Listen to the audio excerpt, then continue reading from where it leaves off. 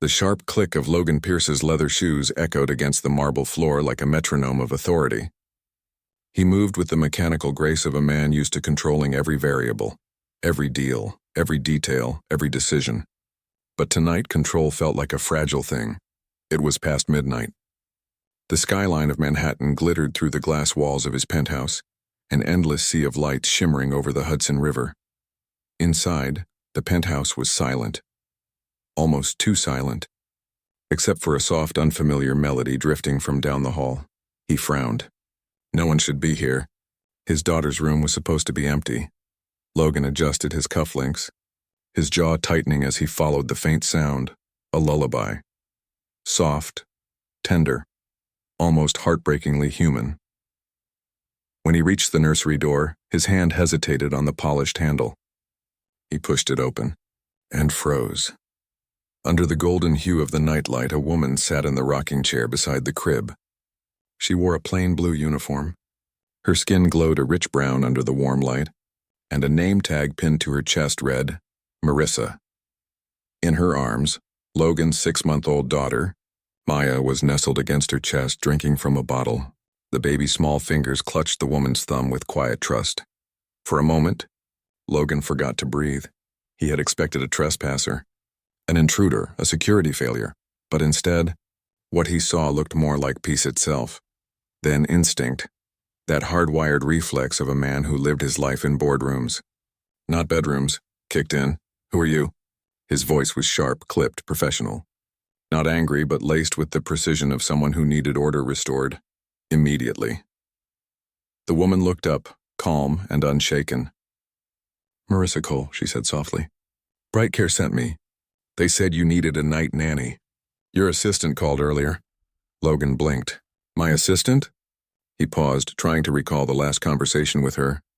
He'd been on a call with investors in London, half listening as she mentioned filling a last-minute request. He exhaled slowly. I didn't approve anyone to start tonight. Marissa's eyes stayed on him, steady but kind. She said your daughter hasn't been sleeping and you had an early board meeting. She thought it best not to disturb you. Maya made a soft cooing sound and nestled deeper into Marissa's arms. Something inside Logan twisted. He had seen his daughter cry endlessly in this room, inconsolable. But now, silence, calm. That unfamiliar lullaby continued, quiet as a heartbeat. Put her in the crib, he said, pointing toward it. His tone was firm, an order, not a request. Marissa glanced down at the baby, then back up. If I put her down now, she'll wake up, she said gently. She's not through her first sleep cycle yet. Her reflexes might kick in. Logan frowned. I didn't hire you to give me parenting lectures. Marissa's lips curved, not in defiance, but in understanding. No, sir, she said softly. You hired me to help her sleep. The calmness in her voice irritated him, or maybe unsettled him. He wasn't used to being challenged quietly. He was used to being obeyed, but still. The baby didn't cry. He crossed his arms. You talk like you've done this before.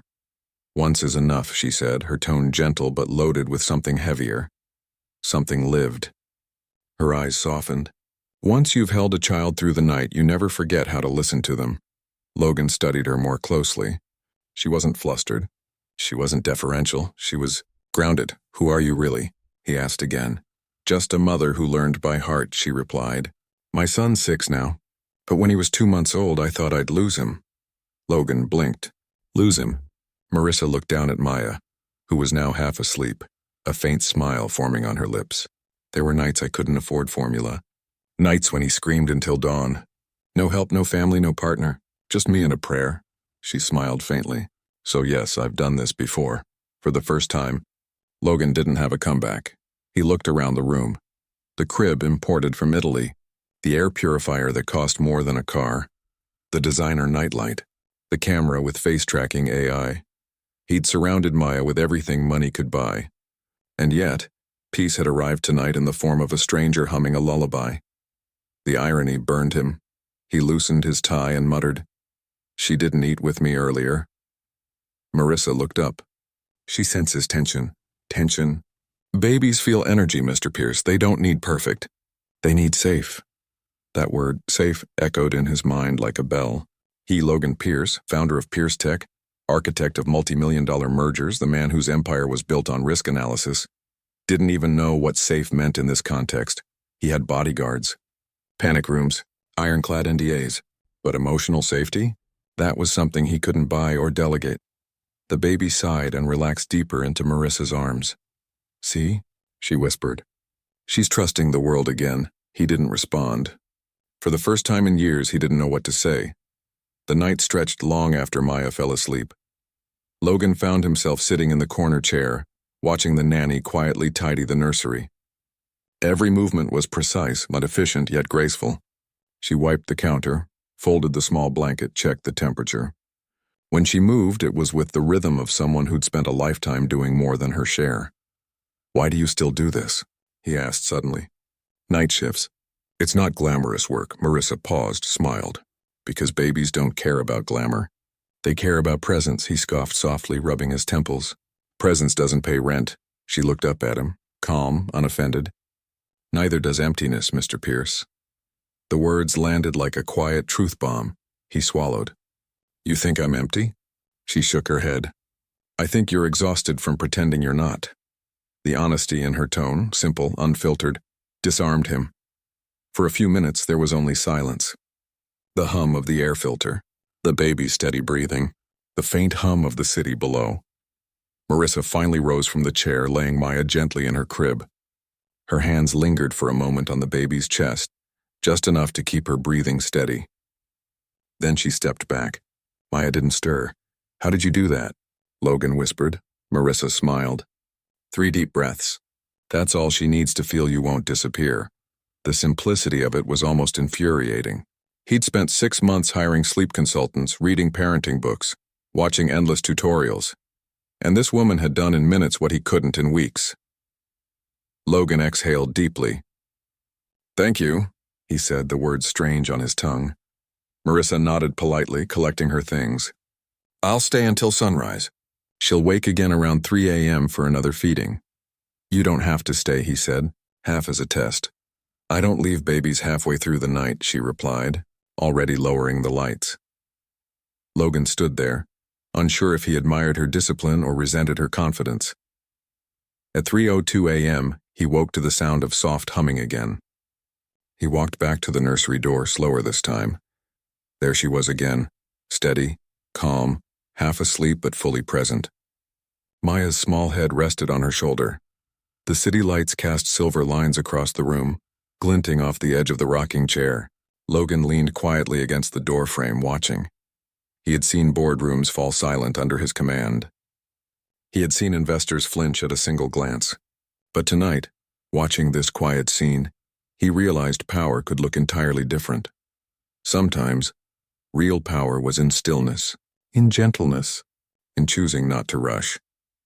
By dawn, the city began to glow pale gold. Logan stood by the window, coffee untouched, staring at the skyline. Behind him, Marissa yawned softly and began gathering her bag. "I'll see myself out," she said. "Maya should sleep till 8. He turned. "Marissa," he said, his voice lower now, less command, more curiosity. "Why do you look at her like that?" "Like she's yours." Marissa smiled faintly. "Because for the hours I'm here, she is. And that's enough." She adjusted her bag, her tone calm but weighted with something deeper. "You can't own a child's peace, Mr. Pierce. You can only protect it." She walked to the door, paused, and looked back. "You're doing better than you think." Then she was gone. The room felt impossibly quiet. Logan glanced toward the crib. Maya slept peacefully, a tiny chest rising and falling in rhythm. He sat in the rocking chair she had used. It still carried a trace of warmth. He exhaled, and for the first time since his wife's death, his hands stopped shaking. The city was still waking when Logan stepped into the boardroom that morning. Outside, dawn spilled across Manhattan's skyline, silver and gold slicing through glass towers. But inside the Pierce Tech conference suite, the air was heavy with tension. He'd spent the night replaying the scene in his mind. The lullaby, the stillness, the peace that had come from a stranger's arms. He shouldn't have cared. He was a man of numbers, not feelings. But for the first time in years, his mind wasn't on the company's quarterly targets. It was on a baby's sigh and a woman's calm. Charlotte Hayes, his COO, drummed her nails on the polished table. "Logan," she said sharply. You've been quiet all morning. He blinked back to reality. Just thinking, he said evenly. About the launch. You mean the merger, she corrected. The one we've been trying to close for 6 months. He nodded. But truth be told, he'd barely heard the last few minutes of the presentation. Charlotte sighed, pushing her glasses up her nose. You're distracted. You've never been distracted. Logan leaned back in his chair, folding his hands. Maybe I'm just tired. Charlotte raised an eyebrow. Tired. You don't get tired, Logan. You burn through exhaustion and call it momentum. He almost smiled. That used to be true. But the memory of the nanny's soft humming wouldn't leave him. That evening, when he returned home, the penthouse smelled faintly of lavender. Maya's laughter, a sound he rarely heard, drifted through the hall. He followed it, drawn like gravity. There in the living room, Marissa sat cross-legged on the floor with Maya perched on her lap. Blocks scattered around them. The baby squealed with delight every time Marissa stacked a block and let it tumble. Boom! Marissa laughed softly. Again? Maya clapped her little hands, her eyes sparkling. Logan stopped at the doorway watching. Something about the simplicity of it, the ordinary beauty of connection, felt foreign to him. He had filled this home with everything except laughter. He cleared his throat. You're early. Marissa looked up, smiling. I start at 5 now. Maya's naps were off schedule. I came a bit sooner to reset her rhythm. He nodded slowly. Efficient, she chuckled. Not efficient, just gentle. Babies need predictability. It's how they learn the world won't surprise them. He tilted his head, genuinely curious. You talk like a psychologist. She smiled faintly. No degree, just experience. He watched her for a moment, then knelt beside them. Mind if I try? Maya blinked at him curiously, clutching a block. Her tiny hand hesitated before letting him take it. Logan placed the block on top of another, slowly, deliberate, careful, as if building a tower required the same focus as a billion-dollar deal. Boom. Marissa whispered. Maya giggled and loud, bright, pure. Logan's lips twitched. He hadn't realized until now how long it had been since he'd smiled. Later, when Maya fell asleep, Logan found Marissa tidying the bottles in the kitchen. You're good with her, he said simply. Marissa didn't look up. She's easy to love. Most people wouldn't say that about babies, he replied. She turned to him, leaning lightly against the counter. Most people don't slow down long enough to see who's in front of them. He folded his arms, watching her. You really believe that? I've lived it. She paused, eyes drifting toward the city lights outside the window. When my son was born, I worked 3 jobs. Sometimes I'd rock him with one hand while typing invoices with the other. But every time I stopped long enough to just look at him, really look, it reminded me why I kept going. Something in her tone made him pause. There was strength there, the quiet, unbreakable kind. Not the power he knew, the kind that came from money or control, but the kind born from endurance. He hesitated before asking, Where's his father? Her eyes softened but didn't waver. Gone. Drunk driver. 3 weeks before my due date. Logan inhaled sharply, guilt flickering through his chest. I'm sorry, she nodded. You didn't cause it. No, he admitted, but I know what it feels like to lose the person who made everything make sense. Her gaze met his, understanding without pity. Your wife? He nodded once. She died giving birth to Maya. Silence filled the room, not heavy but full of things neither could say. Marissa spoke first. Then we both know what it's like to start over from nothing. Logan looked down. Starting over isn't the hard part. Believing you deserve to start again, that's harder. Her eyes shimmered. Then maybe you just need someone to remind you that you do. Over the next few weeks, their routine began to change. Every evening, Marissa arrived as the city dimmed into twilight. She'd hum while preparing bottles, talk softly to Maya, fill the apartment with something it hadn't known in years. Warmth. Logan began to linger. At first under the pretense of business calls, then for no reason at all, he'd sit by the doorway, pretending to check his emails, while really just listening, to the rhythm of Marissa's voice, to Maya's laughter, to the way silence felt softer when they were both there. One night he found himself saying, You don't act like an employee. She looked up from the bottle warmer. Is that a complaint? He shook his head. It's an observation, Marissa smiled. Maybe that's because I don't work for you. I work for her. She nodded toward Maya, who was gurgling happily in her chair. The simplicity of that statement struck him like truth often does. Quietly, without permission. It was a rainy night when the first real shift happened. Thunder rolled outside as lightning painted streaks across the penthouse glass. Maya woke up crying, aloud, frightened. Logan rushed in, panicked. She's never cried like this. Marissa was already there, calm as ever, scooping the baby into her arms. She's scared, she whispered. Not of the storm and of your fear, he froze. What? Babies mirror us, she said softly, rocking Maya gently.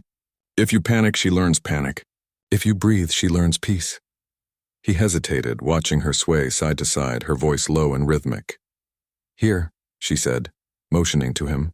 Hold her, he blinked. I don't think you'll be fine, she smiled. Just breathe. Awkwardly, he took Maya in his arms. Her tiny body trembled against his chest. Shh, you're okay, he murmured, unsure if he was saying it to her or himself. Marissa stood close, guiding his hands. Rock gently. She's listening to your heartbeat.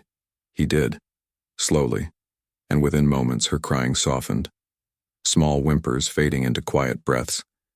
He looked up, surprised. She's calm, Marissa smiled. Because you are. The storm raged outside, but inside the nursery, for the first time, Logan felt peace. Later that night, after Marissa left, Logan lingered in the dim light of the nursery. He stared at his reflection in the glass, Maya asleep against his shoulder, and saw a man he barely recognized. He wasn't the untouchable billionaire the papers wrote about. He wasn't the deal machine or the cold strategist. He was just a father, terrified, imperfect, learning. And somehow that realization didn't weaken him. It made him feel human. He laid Maya gently in her crib, whispering, You're safe. The words surprised him. He realized they weren't for her. They were for himself. The next morning, he woke to find a small note on the kitchen counter in Marissa's neat handwriting. Maya slept through the night. She's finding her rhythm, and so are you. Don't forget, peace isn't quiet. It's connection. Marissa, he stood there for a long time, holding the note between his fingers. Something was changing. Something deep. Something he couldn't yet name, but didn't want to stop. The morning sun spilled through the high glass windows, casting golden threads across the penthouse floor. The skyline of New York stretched endlessly beyond, a world of steel and motion. But inside, there was a softness that hadn't existed before. For the first time in months, Logan Pierce felt like his home breathed. There were faint traces of laughter lingering in the air, echoes of the night before when Maya had giggled so much her little belly shook, and it wasn't just the baby who'd changed. It was him. The change in the air. Logan found himself waking earlier, brewing his own coffee instead of letting the housekeeper handle it. He'd walk quietly to Maya's nursery before dawn just to check on her breathing, the rhythmic, steady sound that had become his favorite melody. More often than not, he'd find Marissa already there, half asleep in the rocking chair, hair tied back, a soft hum leaving her lips as Maya dozed in her arms. He'd stand there for a few moments, just watching, not because he meant to intrude, but because the sight anchored him. Every night she was there, calm in the middle of chaos. Every morning she left before the world even noticed she'd been the glue holding it together. A quiet conversation. One evening, as thunder rolled faintly in the distance and rain brushed against the glass, Marissa was closing the blinds when Logan entered the room with a hesitant smile. You know, he said, his tone half playful, half serious. I've run empires, handled billion-dollar mergers, but that crib over there still intimidates me. Marissa chuckled softly. That's because babies don't negotiate. They just tell the truth. He smiled faintly. Is that your secret? Why she listens to you? Marissa turned, folding her arms. I don't make her listen. I make her feel safe. That's different. There it was again. Safe. That word that had become his quiet obsession. He looked at her for a long moment. You talk like someone who's been through things most people don't survive, he said finally. Her gaze softened, but there was a flicker of shadow behind it. Everyone survives something, she said quietly. But some of us just learn how to turn survival into peace. Her voice cracked slightly, almost imperceptibly, but he caught it. What did you have to survive, Marissa? She hesitated, looking toward the rain-soaked skyline. My husband's death was the easy part, she said at last. The hard part was realizing I still had to live. Logan didn't move, didn't speak. He just listened. I thought I'd drown in the noise, the bills, the fear, the loneliness. People said time would heal it, but time doesn't heal. People do, strangers with kind eyes, a baby's laugh, small mercies. She smiled faintly, looking at Maya asleep in her crib. She reminds me what mercy sounds like. Late-night confessions days blurred into weeks. Somehow, Marissa became less of an employee and more like part of the rhythm of their lives. One night after Maya finally drifted off, Marissa sat by the window sipping chamomile tea. Logan, tie undone, joined her. They talked about music, about childhood, about what it meant to start over. Do you ever miss who you were before? Logan asked quietly. Marissa thought for a moment. No. I miss who I thought I'd become. He nodded slowly. Me too. She smiled. Then maybe that version of us isn't gone. Maybe it's waiting for us to stop being afraid. Her words lingered in the air like perfume. And for a fleeting moment, Logan thought of reaching out, of taking her hand, of saying something that had been simmering for weeks. But then Maya stirred, and the moment passed like a whisper through glass. The ghosts of the past, the next day, the illusion of calm cracked. Logan returned from a lunch meeting to find the penthouse unusually tense. Marissa stood near the kitchen counter, holding her phone tightly. Her face was pale, her usual calm replaced with quiet shock. Marissa, he said carefully. What's wrong? She looked up, eyes wet, voice trembling. It's my landlord. He's selling the building. I have 2 weeks to move. Logan frowned. 2 weeks? That's insane. Where will you go? She gave a small, helpless shrug. I don't know yet. Maybe back to my cousins in Queens. He felt something twist inside him. You can't just uproot your son like that. I don't have a choice. Yes, you do. His voice softened. You can stay here. Her head snapped up. What? I have more rooms than I can count. You could stay in one, just until you figure things out. She shook her head firmly. That's not appropriate, Mr. Pierce. Logan, he corrected gently. She hesitated. Still, it wouldn't be right. Marissa, he said quietly, stepping closer. You've been helping me rebuild my family. Let me help you keep yours safe. Her lips parted slightly, caught between gratitude and fear. This isn't charity, he added softly. It's fairness. She looked away, tears slipping silently down her cheeks. Sometimes fairness feels harder to accept than pain. A house with heart. By the end of the week, Marissa agreed, reluctantly, to move into the guest suite on the lower floor. Logan's staff were instructed not to make a big deal of it. He told himself it was a practical arrangement. Maya slept better with Marissa nearby, after all. But deep down, he knew it was more than that. Her presence changed everything. Mornings smelled like cinnamon and coffee again. The kitchen, once sterile and silent, now echoed with small, beautiful things.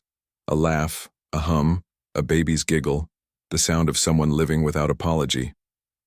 Sometimes Logan would catch himself pausing mid-email just to listen. He didn't recognize this version of his life. And yet, he didn't want it to end.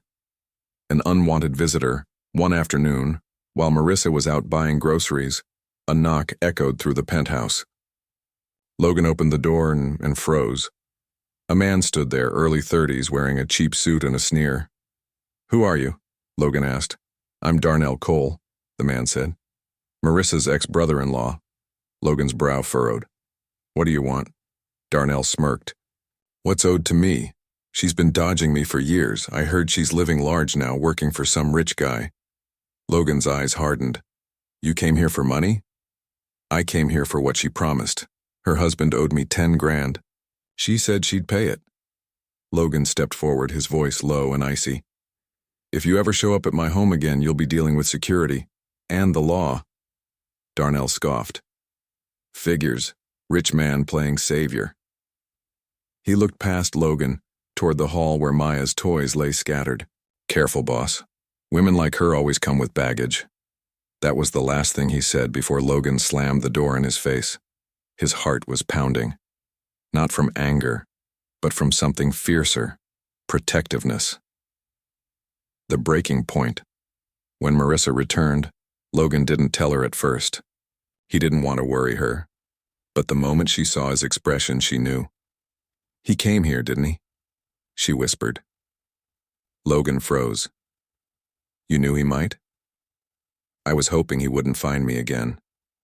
She sighed, eyes glistening. He's my husband's brother. After the accident, he blamed me for everything. Said if I'd convinced Daniel not to go out that night, he'd still be alive. Her voice shook. He used to come by demanding money, threatening me. I moved 3 times. Changed jobs twice. Logan's fists clenched. You're safe here. He's not coming back. She shook her head. You can't protect me from everything, Logan. He looked at her. Really looked. At the strength behind her fear. At the quiet resilience that made her who she was. No, he said softly. But I can try. A moment of light. That night, the storm outside mirrored the one inside their hearts. Maya woke, crying again, frightened by thunder, and this time both of them went to her. Marissa scooped her up first, whispering softly. Logan stood beside her, hand resting lightly on Maya's back. Together they swayed, 2 broken souls trying to build something whole. Why are you doing this for me?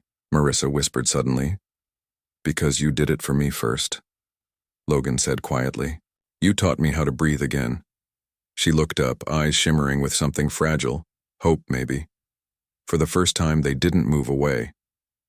Thunder rolled in the distance. The world outside felt endless, but in that nursery, time stood still. Morning landed like a benediction. Warm light spilled through the east windows, pooling on the kitchen island where a row of little bottles reflected the sun like beads of glass. The penthouse smelled faintly of cinnamon toast and the vanilla lotion Marissa used on Maya's cheeks. From the hallway came a hush of soft coos and a laugh, clear, bell-like, contagious. Logan stood at the espresso machine, sleeves rolled to his forearms, watching steam curl up like silk. Sleep still tugged at his edges, but it wasn't the bruised, empty exhaustion he'd known for months. It was a good tired, the kind a person earns by caring about something that breathes. Marissa patted in, holding Maya against her shoulder. Someone thinks mornings are a good idea, she teased. 2 someones, actually, he smirked. I'm not fully sold, Maya squealed, grabbed for the watch face on his wrist and patted at it with triumphant satisfaction. Marissa's eyes lifted, gentle, proud. There was a thin silver hoop in her ear he'd never noticed before. The detail felt absurdly intimate. Board call at 9, she asked. 8:45. He set down a mug in front of her. And thank you for everything you did during the night. You did it, she said. I just kept time. She always said things like that, sentences that lodged inside him and softened places money couldn't reach. They didn't notice the lens across the street, or the glint of a telephoto hungry as a hawk, a headline. No one invited by 10 a.m., the photo lived on 3 gossip sites, then 7, then 20. A single frame, the billionaire at his kitchen island, sleeves rolled, the black nanny smiling, baby on her shoulder, the morning light making all of them look like a promise. The caption did the rest.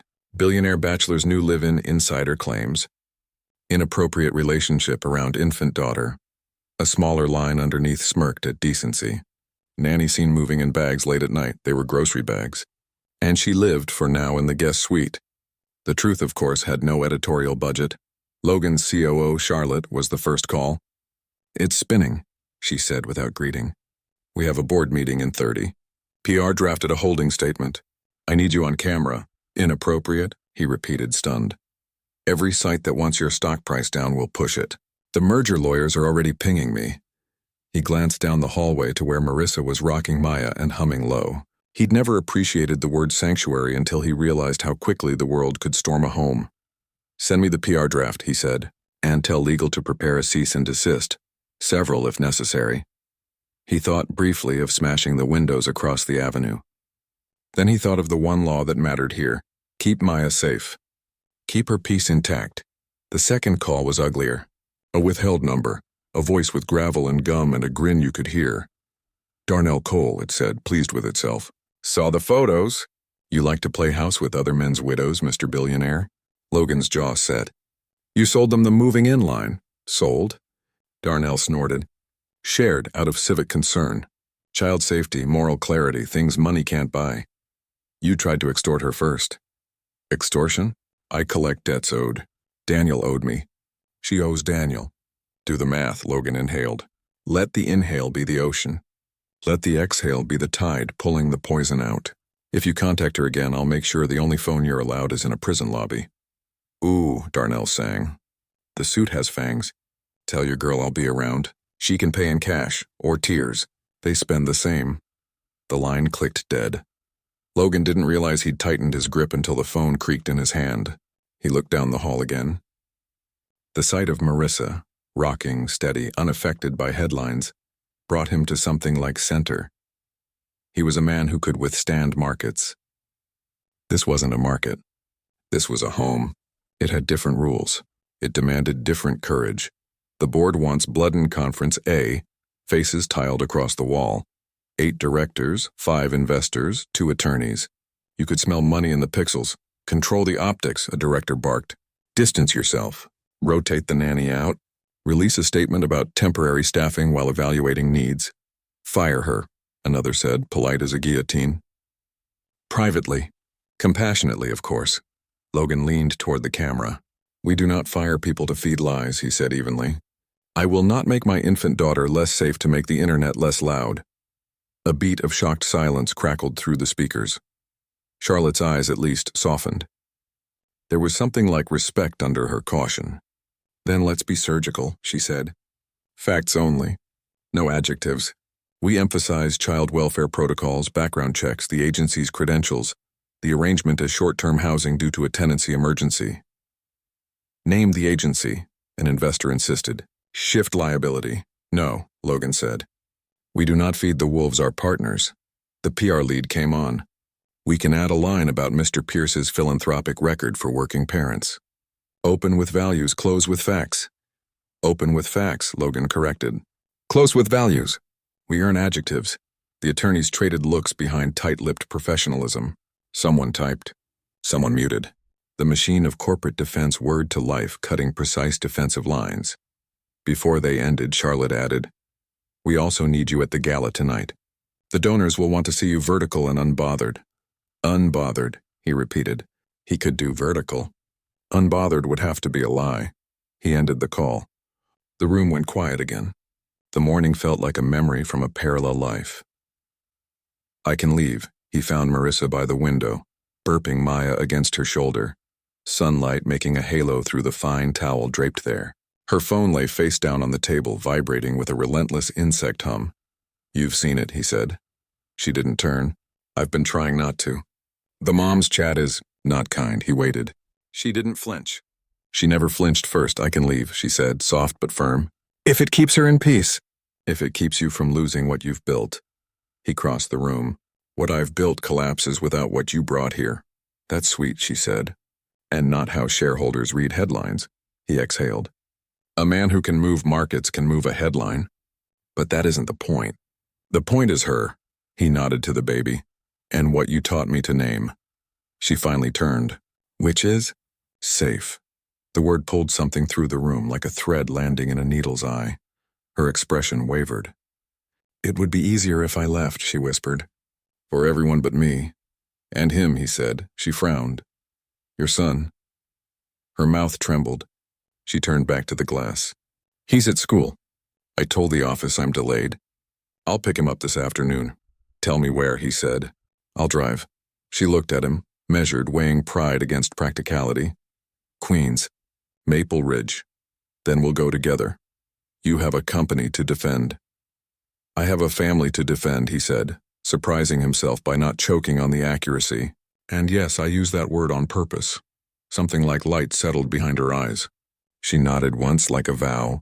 The walk through the cameras, the lobby was an orchard of flashes. Security kept a wide aisle. Microphones sprouted like weeds. Questions buzzed, implied, invasive, intentionally wounding. Mr. Pierce, are you in a relationship with your nanny? Ms. Cole, were you living in his home before you were hired? Is the baby in danger? Marissa's hand hovered near Maya's stroller, steady, unshaking. Logan stepped forward, voice level, cadence slow enough to make the frenzy labor to keep up. One sentence, he said. My daughter's safety and peace are my only priorities.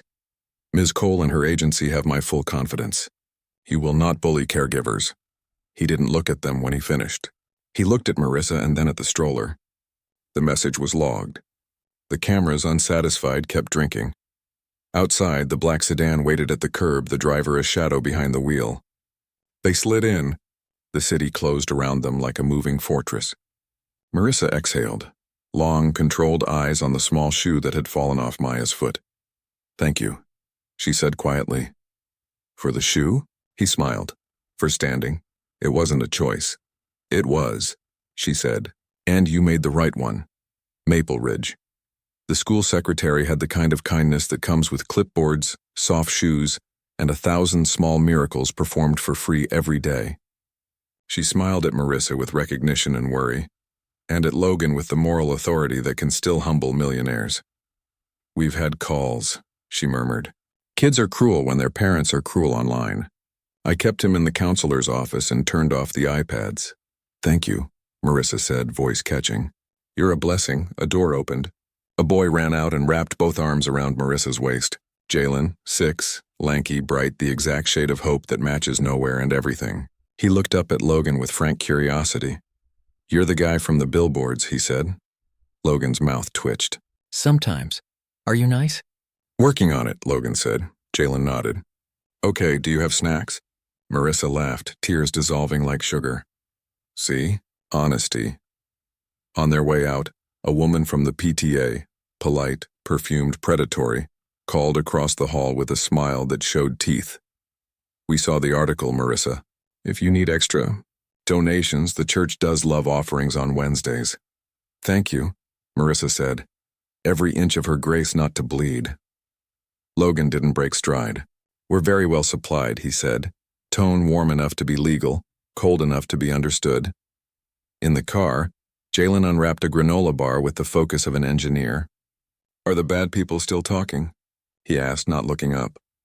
For now, Marissa said. Coach says you surfed the wave. The headline throbbed on the phone like a bruise. Exclusive, alleged payment trail ties Nanny to corporate leaks, Pierce Tech. M&A at risk. Source claims Ms. Cole recorded private conversations inside the Pierce residence. The words hovered like smoke you could taste. Logan set the phone down and looked at Marissa. She hadn't moved. She didn't flinch. I didn't, she said. I know, he said. And there was no daylight between the syllables. He had spent a lifetime trusting data before people. Tonight he trusted a person, and every number he'd ever believed in turned its face toward that choice and called it correct. Then we fight, she said. Then we fight, he answered. They didn't hug. They didn't rehearse. They began. The first call. Charlotte picked up on the first vibration. Crisis room is open, she said. We're in video in 2. Pull in Diaz, Logan said. Rafael Diaz, the firm's quiet cyber forensics contractor who treated metadata like other people treated poetry. And legal. And the agency. BrightCare's director is already on, she replied, dry even in disaster. He sounds like a Sunday school teacher with a law degree. Logan almost smiled. Perfect. They joined the call. Grids of faces snapped into place. Attorneys in book-lined dens. PR leads under 2 white desk lamps. Diaz in a t-shirt with the slogan, Packets Don't Lie. And Mrs. Viola Booker, BrightCare's director, whose voice held Southern steel wrapped in velvet. I'll be blunt, Booker said. We screen our caregivers with a 90-point process and a 6-month probation. Ms. Cole is exemplary. If someone recorded in your home, it wasn't her. Good, Logan said. Because the story says alleged payment trail. Trail to whom? Diaz asked. Show me a transaction and I'll show you a fabrication. Charlotte posted the article to the group and highlighted the proof. 2 blurry screenshots of what looked like bank entries. The name M. Cole redacted except for the initial. A timestamp in a narrow sans serif font. The implication doing more work than the evidence. Typography's wrong, Diaz said after 10 seconds, eyes narrowing. That isn't a bank export. That's an aftermarket skin on a budgeting app. Anyone can spoof those. And the app spacing is off by a pixel, he added.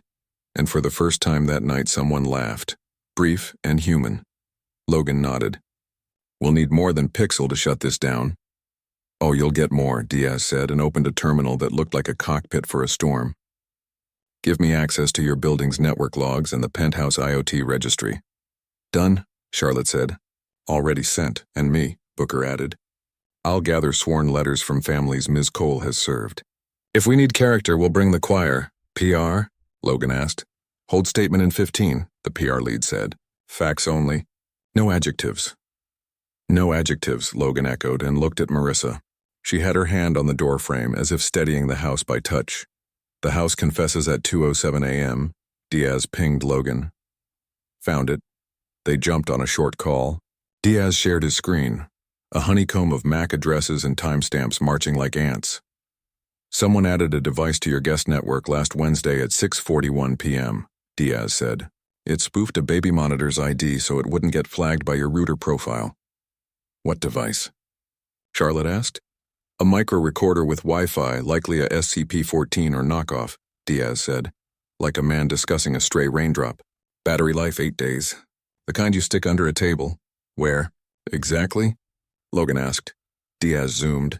Signal degradation shows placement near your foyer console. Underneath, it piggybacks on the smart lamp's power draw. Crafty. How did it get here? Logan's voice was low now, the pitch he used when a deal was going to break or bend. Diaz rewound the access log and married it to the building's elevator cameras that security had uploaded. He tapped, scrubbed, froze. There, he said, on the screen. The grainy lobby feed caught a maintenance tech rolling a toolkit into the private elevator at 6:36 p.m. Wednesday. He wore the right uniform. The logo was correct. The crest was wrong, one line too thin. No one but a long-suffering brand manager would have noticed. No one except a man like Diaz. Not our vendor, Charlotte said. I'll wake facilities. Diaz scrubbed forward and split the screen again. The elevator opened on the penthouse level for 9 seconds. The man stepped out, placed the toolkit on the console as if to rest his wrists, and left. Not a repair.